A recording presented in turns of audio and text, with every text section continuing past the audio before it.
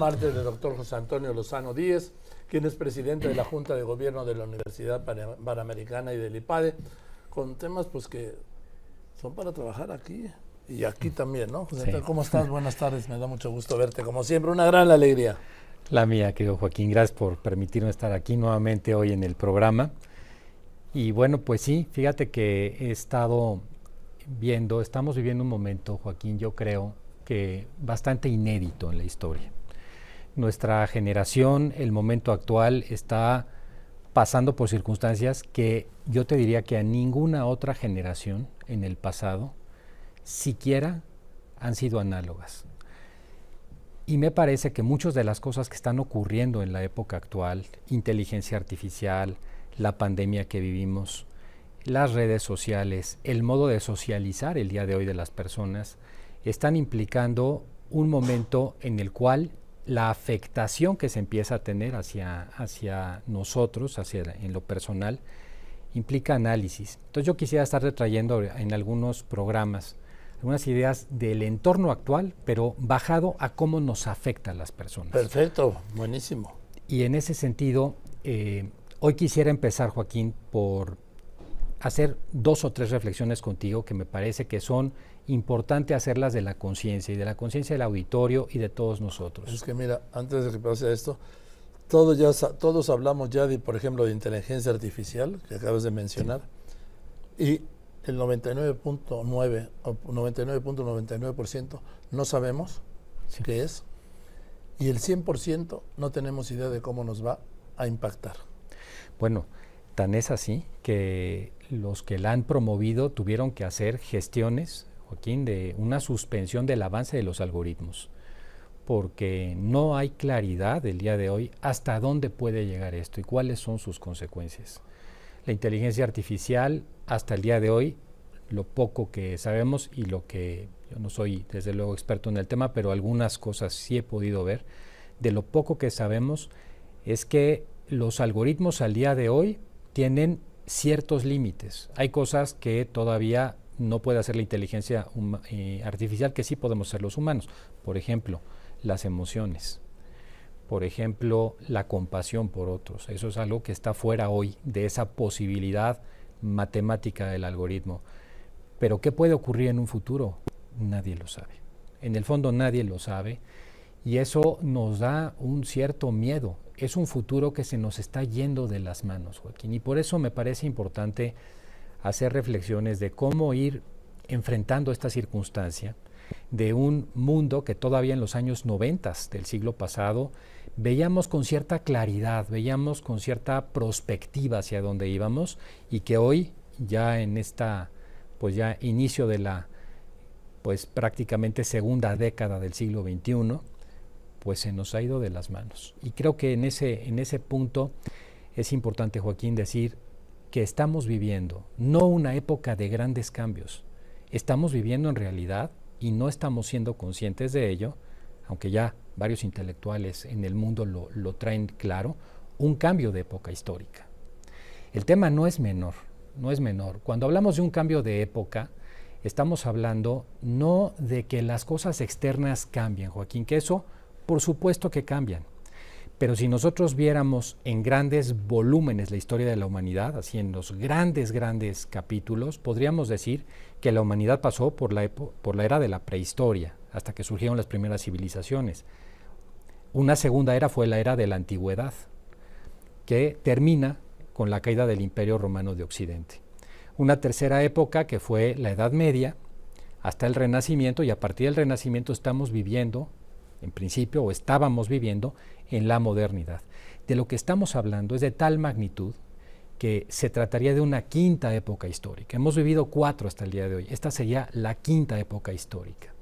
Y las épocas no cambian, insisto, porque haya cambios en la tecnología nada más. Son cambios externos. Si nosotros viéramos de repente qué tecnología había en el siglo XVII en Occidente y la comparamos con la tecnología que había en la segunda mitad del siglo XX, no tienen absolutamente nada que ver. Son 2 mundos totalmente distintos, pero en ambos casos estábamos inmersos en la modernidad. ¿Qué es lo que hace que una época histórica sea lo que es? ¿Por qué cambiamos los seres humanos de época histórica?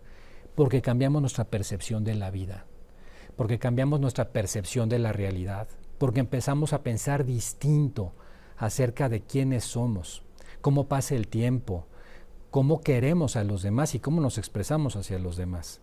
Todos esos valores que son centrales para las personas, cuando cambian de raíz, cuando cambiamos de paradigma, es cuando cambiamos de época histórica. Bueno, ese es el nivel de lo que está pasando el día de hoy. Y creo que eso trae retos absolutamente inimaginables para la generación actual, sobre todo de los jóvenes. Bien, pero estabas...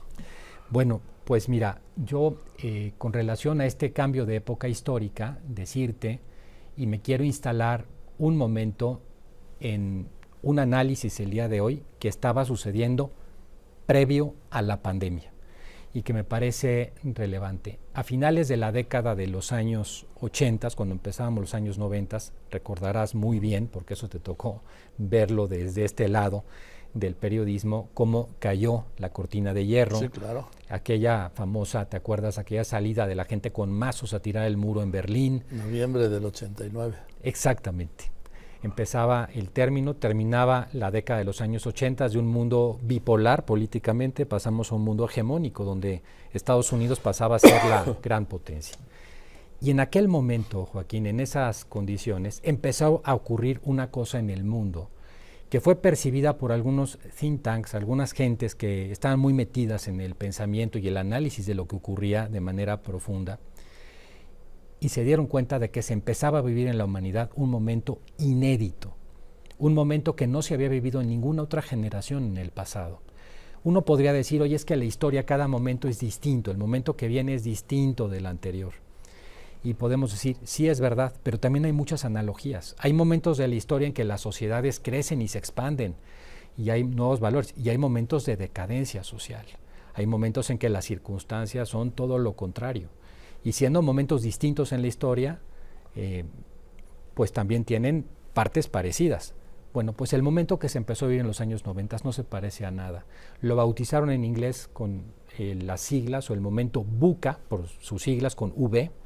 En español lo podemos traducir como momento VICA, que es un momento de altísima volatilidad, incertidumbre, complejidad y ambigüedad. No, pues... Ese es el momento. Hablando de certidumbre, ¿no? Hablando, exactamente. Y por eso... ¿Lo repites? Sí. ¿Lo de VICA? Volatilidad, incertidumbre, complejidad y ambigüedad. Fíjate, Joaquín, volatilidad, en unos segundos nada más lo comento. Los cambios antes en el pasado y hasta el siglo XX los podías ver venir como tendencias. Hoy los cambios son verdaderas irrupciones. El mundo te cambia de un momento a otro. Te cambia de una forma impresionante. Mira, Daniel Kahneman, que es un psicólogo, el juicio dice, una de las cosas que hemos perdido, que hemos tenido en el pasado, es un sentido de progreso, de que las cosas están mejorando. Hoy hay un sentido de volatilidad, pero ya no de progreso. Hoy vivimos puestos en esa volatilidad. Las cosas nos cambian de un momento a otro. Incertidumbre, Joaquín. Yo creo que hoy, como nunca, no sabemos ya no decir qué va a pasar dentro de 5 años, como antes, o 4 años. Las empresas hacían planeación estratégica, eso lo enseñamos mucho en el IPADE, a 4 a 5 años. Hoy ya no se puede. Pero ya no digo a 4 o 5 años, en los próximos 6 meses.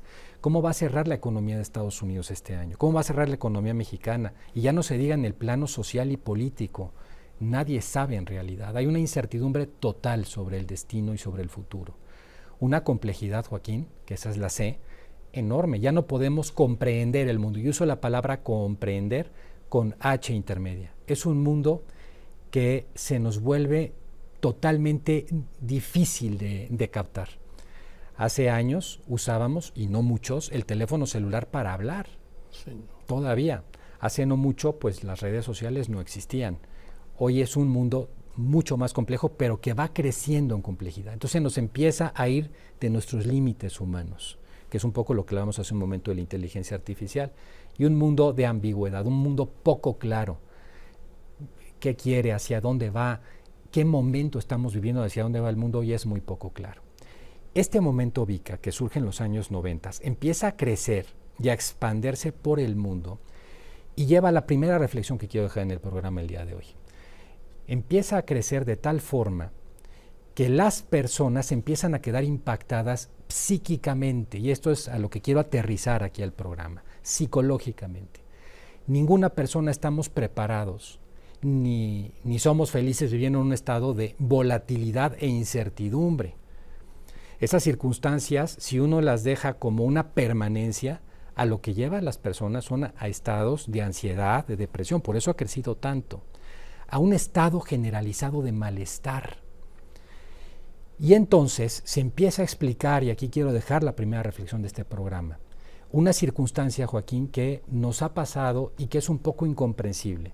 Si nosotros fuéramos marcianos y viniéramos a la Tierra y empezáramos a ver, por ejemplo, lo que acaba de suceder hace unos días en Francia, por el este joven, cómo salen, ¿verdad? Lo que sucedió hace algún tiempo en Chile, que porque se aumentó el boleto del precio del metro en la ciudad de Santiago, salieron a quemar las estaciones del metro.